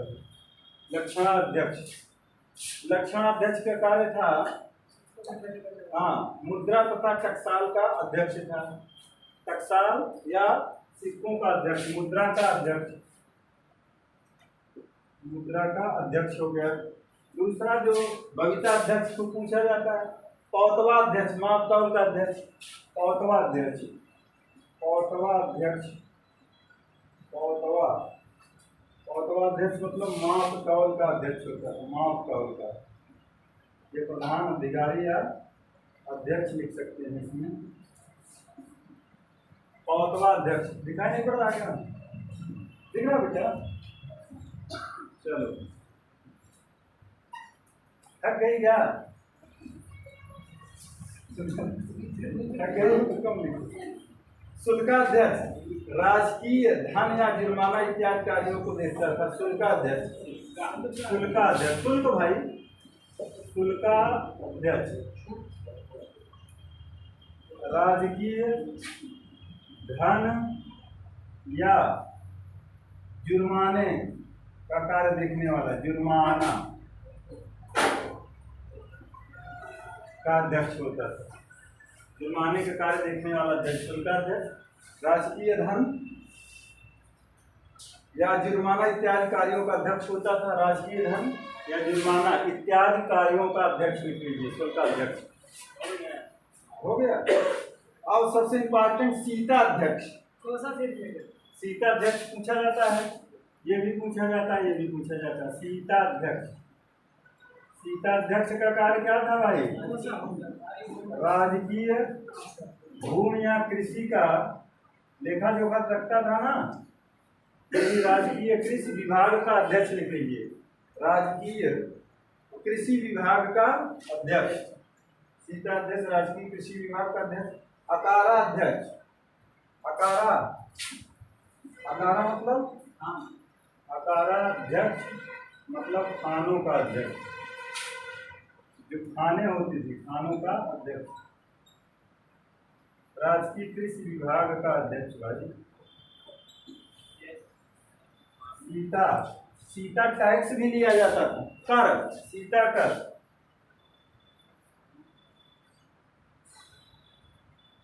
अकाराध्यक्ष खानों का अध्यक्ष हो गया। विविता अध्यक्ष मोस्ट इंपॉर्टेंट, चारागाहों का अध्यक्ष होता था। विविता अध्यक्ष, विविता, बबीता नहीं, विविता, विविता अध्यक्ष। किसी का नाम होगा तो याद हो जाएगा। चारागाहों का अध्यक्ष होता था विविता अध्यक्ष। बबीता का, बबीता जिसका नाम होगा याद हो जाएगा भाई। चारागाहों का अध्यक्ष। पणया अध्यक्ष व्यापार वाणिज्य का काम देखता था। पणया अध्यक्ष, पणया अध्यक्ष, पणे, पणे भाई व्यापार वाणिज्य का प्रमुख, व्यापार वाणिज्य व्यापार का अध्यक्ष लिख लीजिए। विविता अध्यक्ष मोस्ट इंपॉर्टेंट लगाइए, पूछा जाता है। नवाध्यक्ष मतलब नौसेना का अध्यक्ष, नवाध्यक्ष या नव अध्यक्ष। नौसेना समझ रहे हैं ना, नौसेना क्या होती है? एडमिरल भाई, एडमिरल कहा जाता है ना नौसेना अध्यक्ष को। नेवी, नवाध्यक्ष, नवाध्यक्ष। सूना अध्यक्ष मोस्ट इंपॉर्टेंट लगाइए, बताइए कौन बताएगा? Very good. बूचर खाना क्या होता है? हाँ, जहाँ पर बड़े जानवरों का निस्तारण किया जाता है, बूचर खाने का अध्यक्ष। सूना अध्यक्ष मोस्ट इंपॉर्टेंट लगाइए। पीछे नहीं दिख रहा है, ऊपर लिखने चल रहे हैं।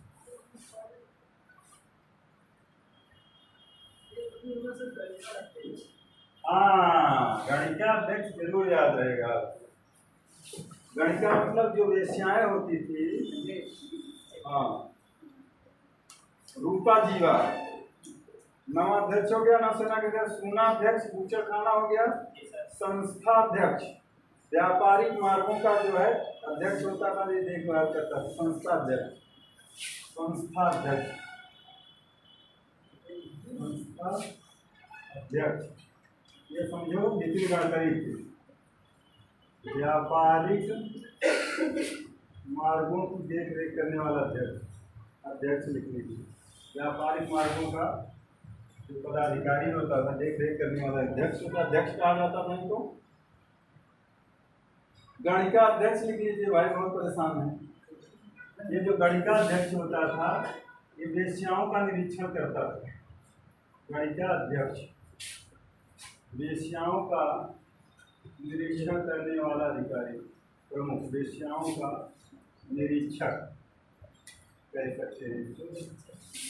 गणिका अध्यक्ष तो कहा जाता है कि जो स्वतंत्र रूप से वेश्यावृत्ति अपना लेती थी जो महिलाएं, उनको क्या कहा जाता था? रूपा जीवा, रूपा जीवा। बात समझ रहे हो? अपने रूप रंग सौंदर्य से जीवन यापन करने वाली महिला यानी रूपा जीवा। गणिका, गणिका मीन्स वैश्या, प्रोस्टिट्यूट। रूपा जीवा उनको कहा जाता था जो स्वतंत्र रूप से अपना व्यवसाय चुन लेती थी, जीवन यापन के लिए वेश्यावृत्ति चुन लेती थी, इनको रूपा जीवा कहा जाता था। और इनकी देखभाल, वेश्याओं का निरीक्षक जो होता था वो गणिका अध्यक्ष कहलाता था। ठीक। लवणा अध्यक्ष नमक का अधिकारी होता था। लवण माने नमक होता ही है ना। हाँ, लवणा अध्यक्ष ये जो है नमक का अधिकारी होता था। नमक, नमक बहुत इंपॉर्टेंट चीज होती है भाई। ठीक है। नमक कानून कब लाया गया था? 1917 वाला। नमक कानून या कहाँ नमक कानून पर टैक्स बढ़ाया गया था, तो गांधी जी ने सविनय अवज्ञा आंदोलन दांडी मार्च शुरू किया था कि नहीं। एक मुट्ठी नमक बनाए थे, जाके अपने साबरमती आश्रम से दांडी तक की यात्रा की थी, नौशेरा तक, जिला नौशेरा दांडी। वहाँ पर जाकर बॉयल करके एक मुट्ठी नमक बनाकर और नमक कानून को तोड़ दिया था। अंग्रेजों ने क्या किया, जैसे आजकल व्यापारी करते हैं कि अब नमक पर सारा अधिकार मेरा होगा और मैं नमक बेचूंगा और टैक्स सहित बेचूंगा। टैक्स बढ़ा दिए थे ना। तो गांधी जी तो हमेशा सेल्फ सेल्फ सेल्फ अपने से चरखा चलाओ, सूत काटो, इनका कपड़ा मत पहनो। तो उन्होंने कहा भैया नमक भी बनाओ, टैक्स मत दो, नमक ना खाओ, टैक्स न दो, अपने से नमक बनाकर चाहे खा लो, इनको टैक्स नमक कर ना दिया जाए। तो नमक और दिया सलाई बड़ी इंपॉर्टेंट चीज होती है। हाँ, रोटी और नमक, कुछ नहीं है, रोटी है अगर नमक है आपके पास आयोडीन युक्त तो काम चल जाएगा। लेकिन ये भी बड़ा महंगा हो गया है। हमेशा जो है नमक हमेशा सस्ती चीज मानी जाती है। आजकल जो टाटा साल्ट है वो भी 30 रुपया किलो हो गया। हाँ, 30 में हो गया ना। आज जो है बच्चों को पढ़ा रहे तो सर एक लड़का का नहीं सर 17 रुपया किलो है, एक कहा नहीं 7 रुपया किलो है। वो रोड़ा वाला होगा जो रोड़े में आता है। उन्होंने कहा बेटा वो खाने के जमाना चला गया, हालांकि हमारे पूर्वज वही खा के 100 साल जीते थे। रोड़ा वाला सीधे सीधे समुद्र से। हाँ, अरे गोला वाला भाई, क्या बोलते हैं, कुर्रा। अरे रोड़ा रोड़ा टाइप में होता है ना, रोड़ा वाला रोड़ा नमक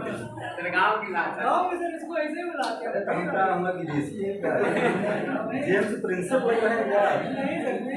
हम भी विशुद्ध गांव से हैं, हम अवधी वाले हैं, आप कन्नौजी बेल्ट वाले हैं, कन्नौजी भाषा बोलते हैं। हम अवधी भाषा बोलते हैं। रामचरित मानस जिसमें लिखा गया है, सुनहु राम जैसी उधन तोरा। तो लक्षणाध्यक्ष नमक, लवणाध्यक्ष नमक का अधिकारी देखिए।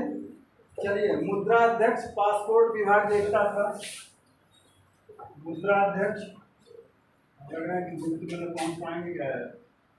पासपोर्ट विभाग,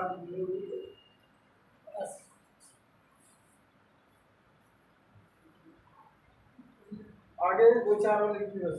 मुद्राध्यक्ष महामात्या सर्प एक होता था, एक गुप्तचर जो होते थे, खुफिया पुलिस सूचना विभाग, ये इसके जिम्मे होता। महामात्य सर्प, हाँ महामात्या सर्प वही है। महामात्य सर्प यानी गुप्तचर या खुफिया पुलिस या सूचना विभाग ये देखता था। महामात्य सर्प ये जो है अपने यहाँ के कौन है, अरे सलाहकार कौन है भाई, अजीत डोभाल समझिए। अजीत डोभाल गुप्तचर खुफिया या सूचना अधिकारी होता। सूचना जैसे कार्यों का अध्यक्ष लिख लीजिए। तो ये बहुत ज़्यादा है, बस छोड़ दीजिए। एक और लिख लीजिए सूत्राध्यक्ष। सूत्राध्यक्ष का कार्य था कढ़ाई बुनाई। जो सूत्राध्यक्ष उनका काम था रुई का अनेक कामों में इस्तेमाल होता था। रुई का कपड़े बुनने में, कपड़ा बनने के उद्योग का संचालन करने वाला अधिकारी।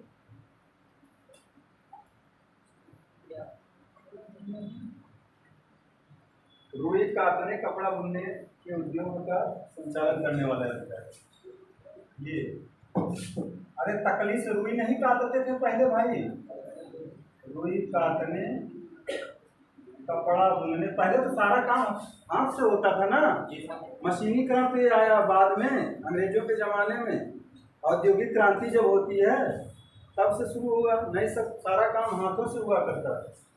आप लोग कहीं लूम नहीं देखे हैं, कपड़ा जहाँ बनता है इतनी मशीनें लगी होती है, खोपड़ी चाट जाए आपका, खटपट खटपट खटपट खटपट करती रहती हैं। वो क्रम से सूत ऐसे सीधे एक बारीकी सूत से चला जाता है। रुई काटने, कपड़ा बुनने के उद्योग का कार्य के उपयोगों का कार्य देखने वाला अधिकारी कुछ भी देखिए, ये छोड़ दीजिए भाई, बस करिए छोड़ दीजिए। अब देखिए यहाँ पर कुछ यूनानी लेखकों ने इन अध्यक्षों को मजिस्ट्रेट की संज्ञा दी है। जो द्वितीय श्रेणी के अधिकारी हैं इनको जो है कुछ यूनानी लेखकों ने इनको किस नाम से पुकारा है? मजिस्ट्रेट के नाम से। यूनानी लेखकों ने मजिस्ट्रेट नाम की संज्ञा दी है, मजिस्ट्रेट नाम की संज्ञा प्रदान की है। मजिस्ट्रेट कह रहे हैं कि ये जो सेकंड क्लास के पीसीएस अधिकारी हैं ये क्या है? मजिस्ट्रेट हैं। कौन कह रहे हैं? यूनानी लेखक। हाँ, यूनानी लेखक कह रहे हैं कि ये सब मजिस्ट्रेट टाइप के हैं। हाँ, आइए भाई देखिए इनकी सेना देख लीजिए। सेना में भी समिति काम करती थी। अभी कितना टाइम बचा है? 5 मिनट तो दे दो भाई। आते रहो, कहाँ जाना है? जिसको जाना है धीरे से पीछे निकल जाओ। मैडम यहाँ वाला खुला, वहाँ वाला खुला है, निकल जाएंगे। आगे वाले से बताइए। तो कहा जाता है कि इनकी सेना में कितने पैदल यात्री थे? 6 लाख। 50,000 घुड़सवार थे, 9,000 हाथी, 8,000 रथ थे। इनके रख रखाव है 6 समितियां बनी थी, वही 5-5 वाली। तो 6 समितियां थी 30 सदस्यों वाली। तो प्रथम सैन्य समिति लिख लीजिए, ऊपर ऐसे छोटी सी हेडिंग डाल लीजिए, सैन्य समिति। जब से आए हम जो है सांस नहीं लिए, लेकिन जो है प्रथम समिति हमने सोचा हम लोग पूर्व पढ़ेंगे जो है वहाँ गुप्त में। तो देखिए प्रथम समिति थी, ये जल सेना की व्यवस्था देखती थी। जल सेना, इनकी सैन्य समिति में प्रथम समिति जल सेना का कार्यभार देखती थी। द्वितीय समिति देखती थी यातायात एवं रसद की व्यवस्था करती थी। यातायात एवं रसद की व्यवस्था सेना के लिए करती थी। तृतीय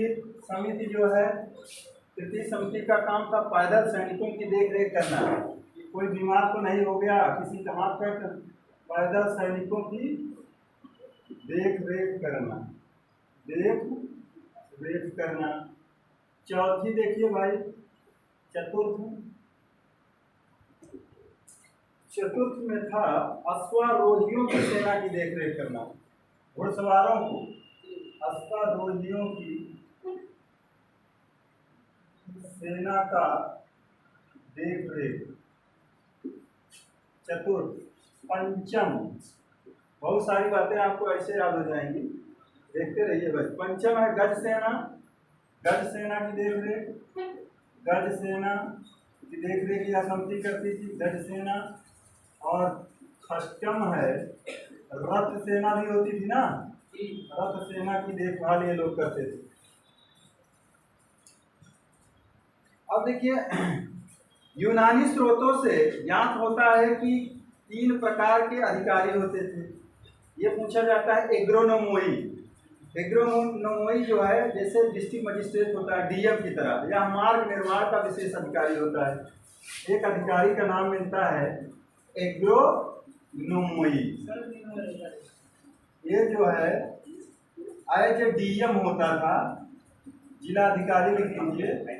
और मार्ग निर्माण का, आजकल तो डीएम के अंडर में सब कुछ होता है, का विशेष अधिकारी होता है। मार्ग निर्माण अधिकारी या डिस्ट्रिक्ट मजिस्ट्रेट लिख लीजिए। ये पूछा जाए, बहुतों बार पूछा गया, बहुतों बार पूछा गया। और दूसरा देखिए एग्रोनोमोई हो गया, एग्रोनोमोई यानी जिलाधिकारी मार्ग निर्माण से। ऐसे पूछा जाता है एंटीनोमोई, नगर आयुक्त। एंटीनोमोई ये चूंकि ऐसा नाम है, यूनानी है ना। एंटीनोमोई मतलब ये नगर आयुक्त, नगर की देखभाल करते थे। और ये सिर्फ नगर की देखभाल, ये बड़ा था कि ये बड़ा, यही एक बात पूछ लिया था। विशेष ये था इसके पास बहुत सारे अधिकार थे, पूरा जिला देखता था, ये सिर्फ शहर देखते थे, डिस्ट्रिक्ट मजिस्ट्रेट थे, नगर प्रशासन देखते थे।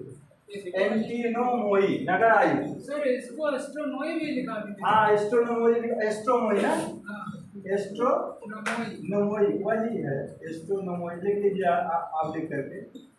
तीसरा देखिए, तीसरा अधिकारी जो था सैनिक अधिकारी, उसको आप लोग जानते ही हैं। 3 प्रकार के अधिकारियों की चर्चा यूनानी लोग करते हैं। अब देखिए एक शब्द मिलता है, बस 2-3 मिनट लेंगे आपका। अशोक के अभिलेखों में युक्त, युक्त का उल्लेख है।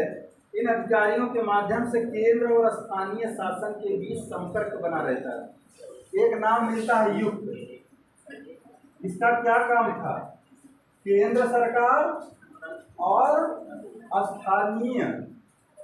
स्थानीय सरकार के बीच क्या करना? स्थानीय प्रशासन लिख लीजिए, सरकार तो एक ही होती के बीच संपर्क बनाए रखना। ये पूछा गया है, युक्त का काम क्या था? संपर्क बनाना, संपर्क बनाए रखना, जिससे कोई गड़बड़ ना होने पाए। एक अधिकारी कौन सा मिलता है? राजुक। राजुक, हाँ राजुक या राजुक। इसका क्या काम था? ग्रामीण जनपदों की देखभाल हेतु इनकी नियुक्ति की जाती थी और यह कर संग्रह के साथ न्यायिक शक्तियां भी इनके अंदर निहित होती थी। तो ये टैक्स का भी काम देखते थे और जुडिशियरी का भी काम देखते थे। और जो है ये जो व्यापारी होते थे, व्यापारी, इनके द्वारा शत सहस्त्र पढ़ियों पर भी शासन का उल्लेख। जो व्यापारी होते थे, व्यापारियों पर भी इनकी नजर होती थी, यानी कि रेवेन्यू, जुडिशरी, न्यायिक कार्य भी करते थे और व्यापारियों पर भी, इनकी पढ़ियों पर भी नजर रखते थे। ये सवाल राजू के बारे में पूछा गया है। न्याय व्यवस्था कैसी थी इनकी? 2 प्रकार के न्यायालय देखने को मिलते हैं, धर्मस्थीर और कंटक शोधन। ये तो जानते होंगे, न्यायालय 2 प्रकार के थे। अरे रुको 2-4 मिनट यार, इतना मत भागा करो, ज्ञान लेते जाओ। न्यायालय की बात करें तो 2 प्रकार के न्यायालय देखने को मिलते हैं, एक धर्मस्थीर, दूसरा कंटक शोधन। ये कौन सा था? फौजदारी न्यायालय होता था और यहाँ ये दीवानी न्यायालय होता। दीवानी फौजदारी जानते हैं, रेवेन्यू तू मैं वाला। ये प्रांतों का वहाँ से मामला, जो बड़े मामले होते थे उसका निर्णय यहाँ से होता था। प्रांत और केंद्र में कोई विवाद हो जाए या लंबा, जो फौजदारी न्यायालय में है कंटक शोधन में, और दीवानी में रेवेन्यू वगैरह सब आ जाता था। छोटे मोटे लफड़े जो होते थे, लड़ाई झगड़े, वो सब आते थे। व्यवहारिक महामात्र, एक नगर का न्यायाधीश था, एक रज्जुक मिलता है जनपद का न्यायाधीश। व्यवहारिक तो भी बता ही दिए, व्यवहारिक नगर न्यायाधीश। एक रज्जुक होता था, रज्जुक। ये रज्जुक जो होता था वो डिस्ट्रिक्ट जज जैसे होता था, जनपद का, पूरे जनपद का न्यायाधीश। और व्यवहारिक जो होता था नगर स्तर का, डिस्ट्रिक्ट जज, इनको समझ लीजिए, डीजे। और एक डीजे का फुल फॉर्म क्या होता है जो आजकल बज रहा है? उसका फुल फॉर्म क्या होता है? Disc jockey. अरे ये सब देखा करो यार, आपके हाथ में तो आजकल सब कुछ आ गया है। देखिए, कंटक शोधन धर्मस्थी हो गया। गुप्तचर 2 तरह के मिलते हैं। कौटिल्य के अर्थशास्त्र में गुप्तचरों को क्या कहा गया? चर या गूढ़ पुरुष कहा गया है। गूढ़ पुरुष, गुप्तचर, गुप्तचर से सवाल बनता है देखो।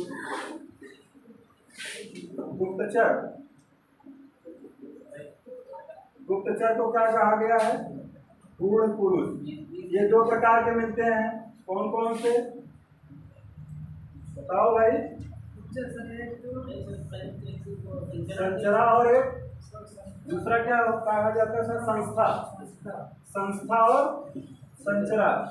इनका काम क्या होता है? ये एक ही जगह पर एकत्रित होकर ये सर घूम घूम कर एक ही जगह से जो है ये गुप्तचरी किया करते थे और ये भ्रमण करके गुप्तचरी यानी कि सूचनाएं लाते थे। भ्रमण करके सूचना यानी गुप्त सूचना प्राप्त करते थे। कहाँ जो है दंगा होने वाला है, सूचना प्राप्त करना, एक ही जगह से गुप्तचरी करना या सूचना प्राप्त करना। अब देखिए यहाँ सवाल ये बनता है कि एरियन ने गुप्तचरों को ओवरसियर और स्ट्रेबो ने इंस्पेक्टर कहा है। इनको जो है एरियन ने, एरियन क्या था? यूनानी विद्वान था ना। इन गुप्तचरों को क्या कहा है? गुप्तचरों को ओवरसियर कहता है, ओवरसियर कहता है, ओवरसियर। और स्ट्रेबो इनको क्या कहता है? इंस्पेक्टर। स्ट्रेबो गुप्तचरों को इंस्पेक्टर कहता है, इंस्पेक्टर कहता है। ये इंस्पेक्टर से जैसे आजकल देखने को मिलते हैं, इंस्पेक्टर कहता है। नर गुप्तचरों को संति तृष्णा शरद कहा जाता था। जो नर गुप्तचर होते थे, नर गुप्तचरों को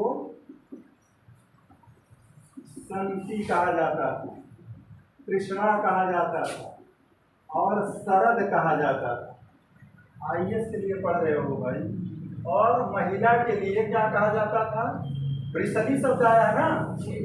हाँ, वृषली, भिक्षुकी, परिव्राजक शब्द आया। परिव्राजक तो पूछा भी गया है। महिला गुप्तचर को वृषली कहा जाता था, परिव्राजक कहा जाता था। परिव्राजक, परिव्राजक वृषली। और एक शब्द मिलता है भिक्षुकी। भिक्षुकी ये भेष बनाकर आपके घर में क्या हो रहा है चुपचाप सुनती थी और न्यूज जो है पहुंचा देती थी संस्था वाले को। संस्था वाला फिर आगे पहुंचा देता था। गुप्तचरी हो गई। अर्थव्यवस्था 2 मिनट में देखो। कुछ नहीं पढ़ाना, सिर्फ टेंशन मत लो। अर्थव्यवस्था, राज्य की अर्थव्यवस्था किस पर आधारित थी? कृषि, पशुपालन और वाणिज्य पर आधारित थी, जिन्हें सम्मिलित रूप से क्या कहा जाता था? बस इतना ही जान लीजिए। जो मौर्य अर्थव्यवस्था थी वह किस पर आधारित थी? जल्दी से बोलिए। कृषि, पशुपालन और किस पशुपालन और वाणिज्य पर आधारित थी। व्यापार वाणिज्य भाई। इनको सम्मिलित रूप में क्या कहा जाता था? वार्ता। वार्ता यही बताना चाहते थे, वार्ता कहा जाता था। कृषि, पशुपालन तथा वाणिज्य पर आधारित अर्थव्यवस्था को सम्मिलित रूप से वार्ता कहा जाता है। अब अर्थशास्त्र में देखिए, जो भूमि नहीं जोती जाती थी उसको क्या कहा जाता था? कृष्ट। कृष्ट कहा गया है। हाँ, बिना जुती हुई भूमि को कृष्ट कहा गया। कृष्ट, जुती हुई भूमि को कृष्ट कहा गया है। जुती हुई भूमि को कृष्ट कहा गया है। यही सवाल पूछेगा और आप कर नहीं पाओगे। और जो नहीं जुती होती थी उसको अकृष्ट कहा जाता था। अकृष्ट, अकृष्ट भूमि जो जुती हुई नहीं होती थी, जो जुती हुई नहीं होती थी, अकृष्ट हो गया। और इसमें एक मिलती है स्थल, ऊंची भूमि। आज का वर्णन किया गया स्थल। स्थल जो होता था, जो ऊंचा स्थान होता था, ऊंची भूमि, ऊंची भूमि को स्थल कहा गया है। और एक शब्द मिलता है अदेव मातृक भूमि। बिना वर्षा के भी अच्छी खेती होती थी। हाँ, अदेव मातृक, अदेव मातृक। अरे हो गया भाई। अदेव मातृक बताइए।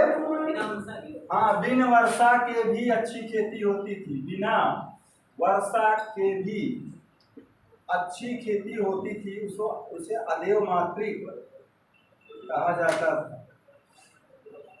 अदेव मातृक।